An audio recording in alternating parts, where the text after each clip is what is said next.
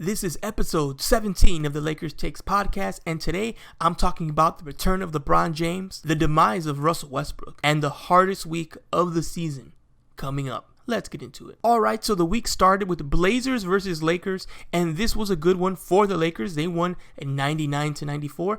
Some of the negatives were LeBron was out. This was his fourth game missed due to the issues he's been having with his knee. So he missed this game, but the Lakers found a way to win, winning ugly absolutely against a struggling Trailblazers team. Anthony Davis was incredible. He had 30 points, 15 rebounds, 2 assists. He was just an absolute monster. He was completely dominant in his performance and reminding people that, hey, he's back and he's AD, right? Melo was also amazing. He had 24 points and 5 from 6 from the three-point line. And, I've said it before, I'll say it again. If you get a really good, that's really an amazing and a phenomenal three-point shooting night or a shooting night for Melo. If he's on, if he's feeling it, you're likely going to win. Because normally, of course, Melo comes off the bench, and when he comes off the bench and gives that kind of production, it's likely going to result in a win. And this game's a perfect example of that. Those 24 points off the bench were just a little too much for the Trailblazers to overcome, and the Lakers were able to win. So good win for a struggling Lakers team beating the Trailblazers. Yes, it's a sub-500 team as well, but hey, you got to get every win you can, especially with how the Lakers have been struggling as of late. All right, the next game is the Clippers-Lakers game, and of course, this one always gets media attention, always gets special attention because it's, an LA on LA game. So it was at Crypto.com Arena, but it was technically a Clippers home game, so the Lakers were on the road for this game, and like I said, nationally televised, extra attention, and it started, kind of rough in the first half. It was back and forth, but the Clippers kept control. They were the better team in the first and second quarter and in the first half overall. But the worst part was the Carmelo Anthony injury that happened late in the second quarter. With about a minute 40 left, Melo takes a mid-range jumper near the top of the key by the free throw line in the corner, and he just immediately hurts his hamstring. You see it right away. He jumps, he takes a shot, and he only lands on like one foot because he instantly feels a pull from his hamstring, and he stayed in for the rest of the defensive possession, but the minute the Lakers got the ball in offense, he was subbed out, and he went straight to the back. He did not sit by the bench. He knew it was a wrap, and it was very discouraging, and it really took the energy off the team for the rest of that quarter, and I think the third quarter as well, which we'll get into for a moment. I was definitely worried that, especially with his age and how tricky hamstring injuries can be, anyone who's had one or has been around sports enough to see different players have them, you realize it can be a nagging injury that lasts for weeks and weeks and months, and it can be very bad, especially when you're older. It seems like it's harder to recover from that kind of injury. Luckily, we've gotten reports that it's not as bad as we maybe anticipated, and he's more day-to-day than he is week-to-week. So it's very likely we see Melo back this upcoming week. And that's a huge relief because we already have LeBron down at the time of the Clippers game. Now you got Melo down. Nunn's never played. And these are players that were supposed to be, key factors in the rotation.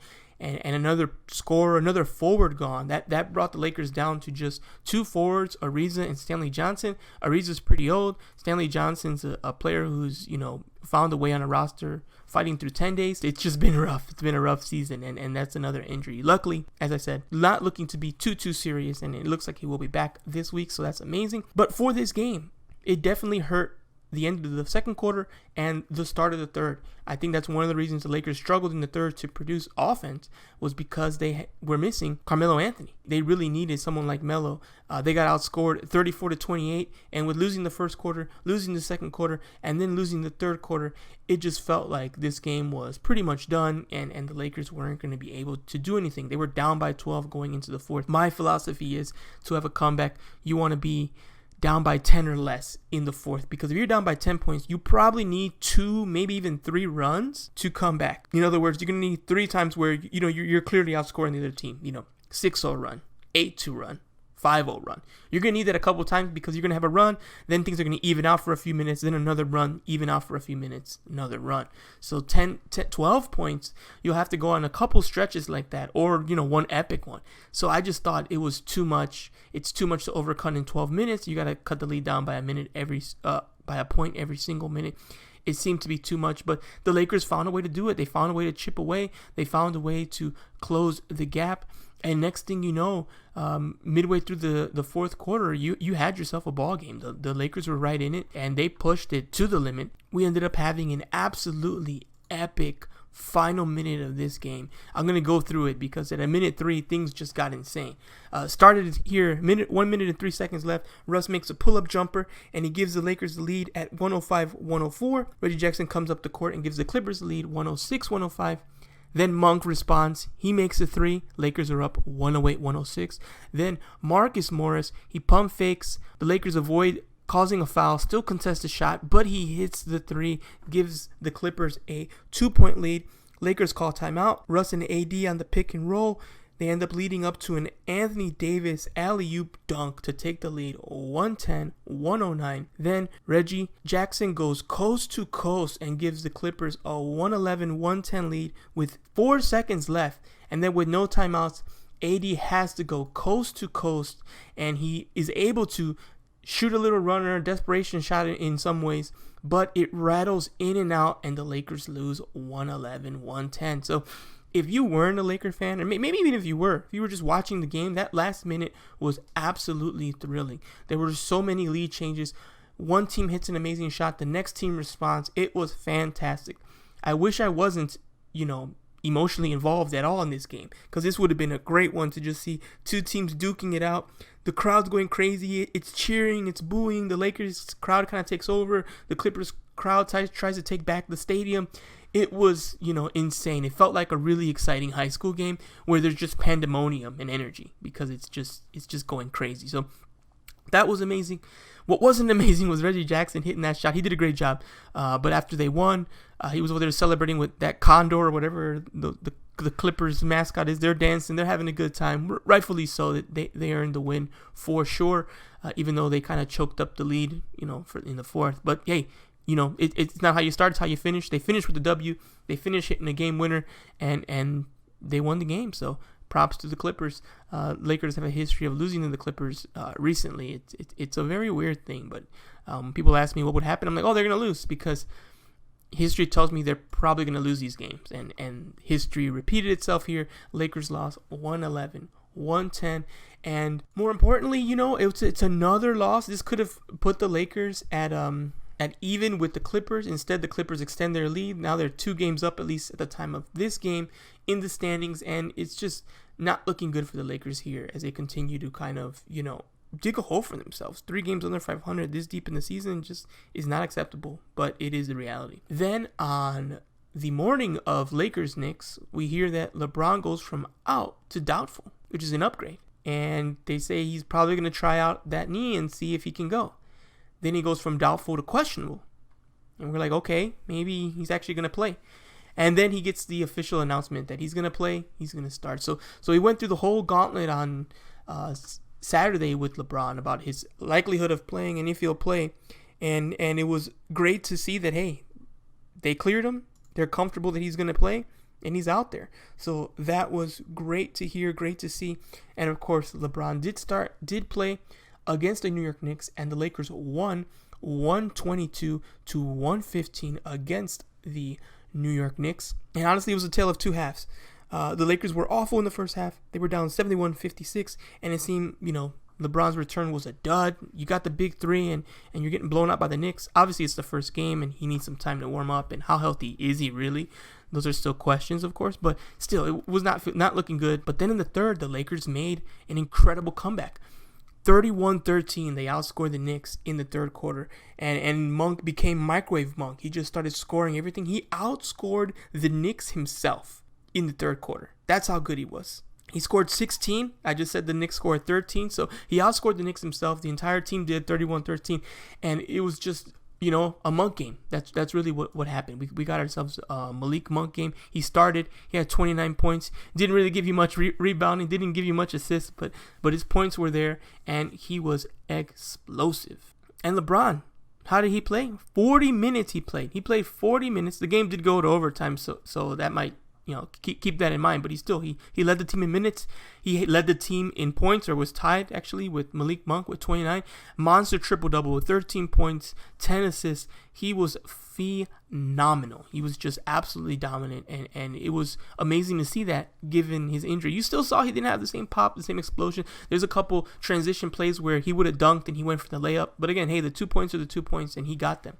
And Anthony Davis also had an incredible game. 28 points, 17 rebounds. He's just been a rebounding god since his return. 4 blocks, again, protecting the rim, attacking the rim, 3 assists, 3 steals, only 2 turnovers. He was very productive. And Trevor Ariza filling in since, Carmelo is still out. He's going to be out a couple games at least.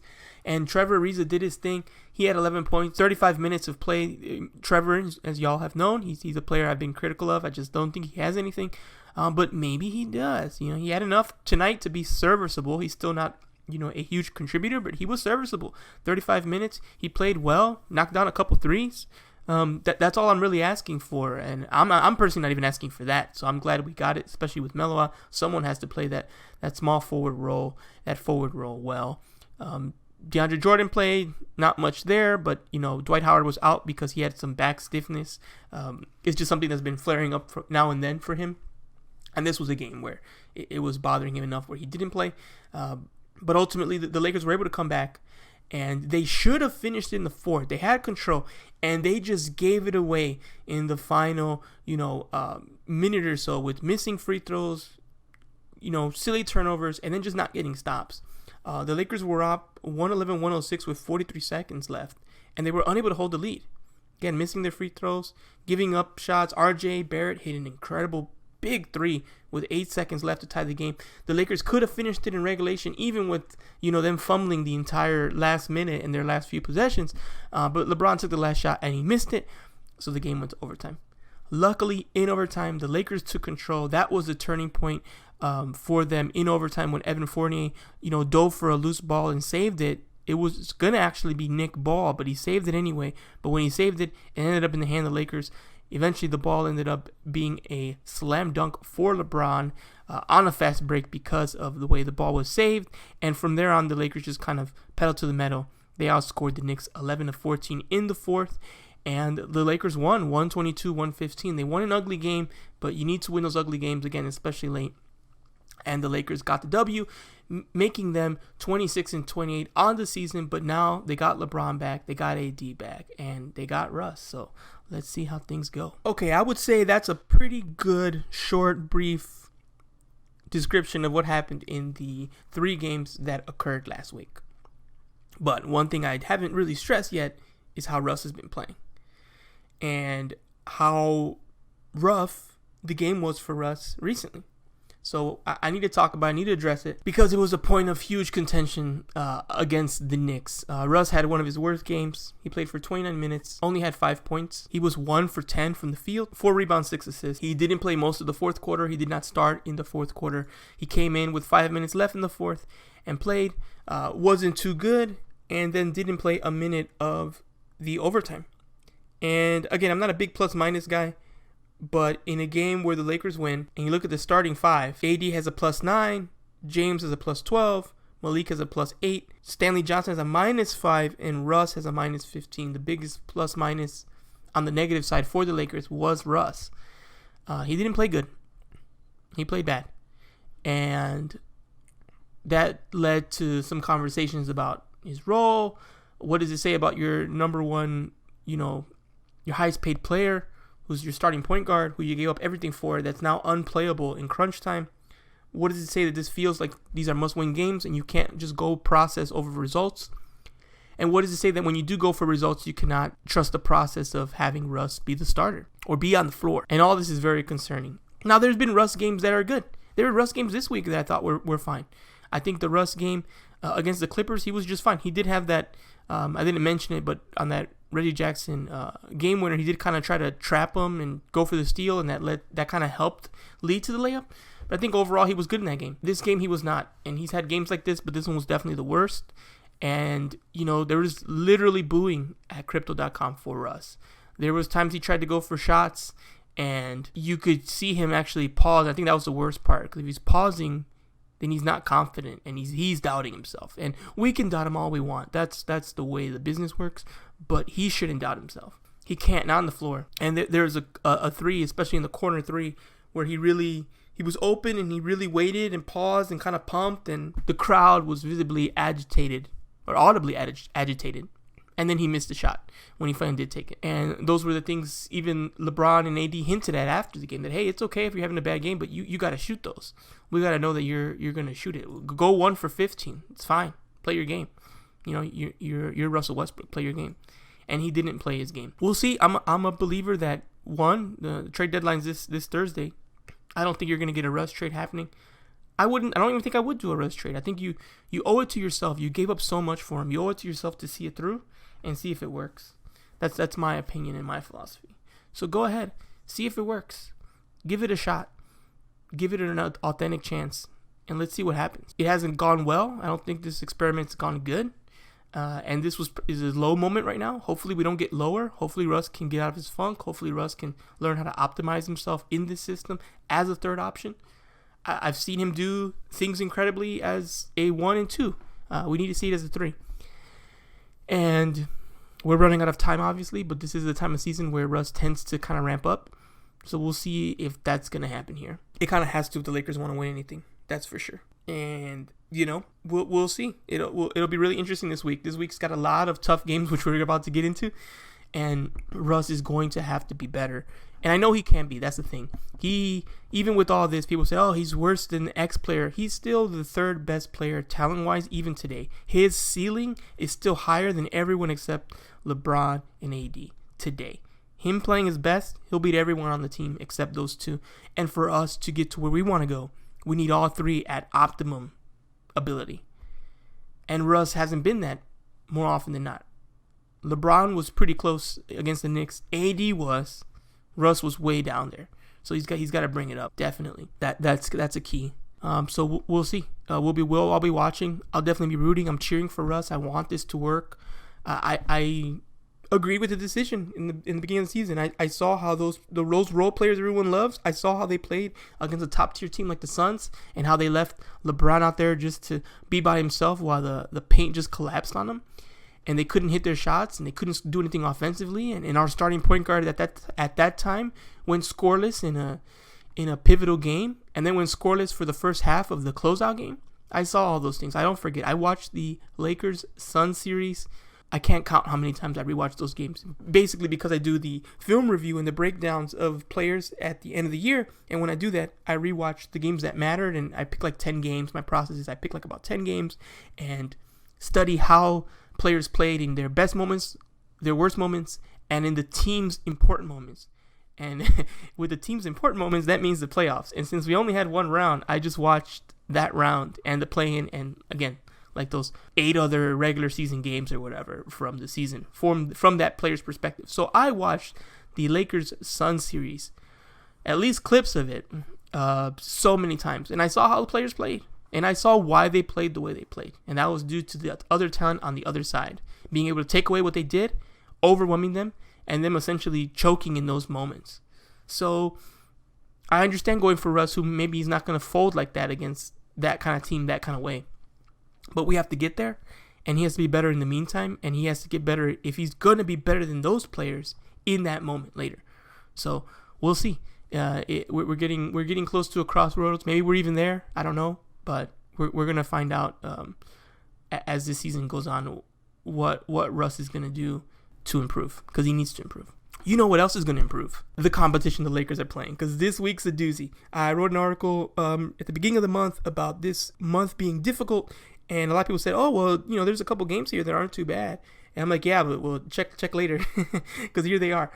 This week, the Lakers play the Bucks on Tuesday, national TV, TNT, at 7 p.m. Then they play the Blazers the next day on Wednesday at 7 as well. And then Saturday, another marquee matchup, Lakers at Warriors, 5:30 p.m. That's on ABC. Again, another nationally televised game. So this week's tough. You got 2 legitimate title contenders.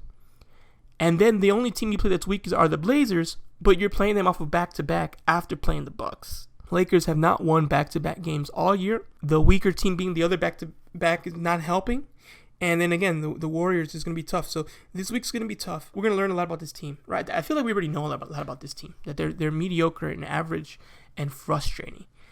And I think my fear and everyone else's fear, Lakers Nation, is that they're even worse than we think, and the Bucks and Warriors are going to expose this.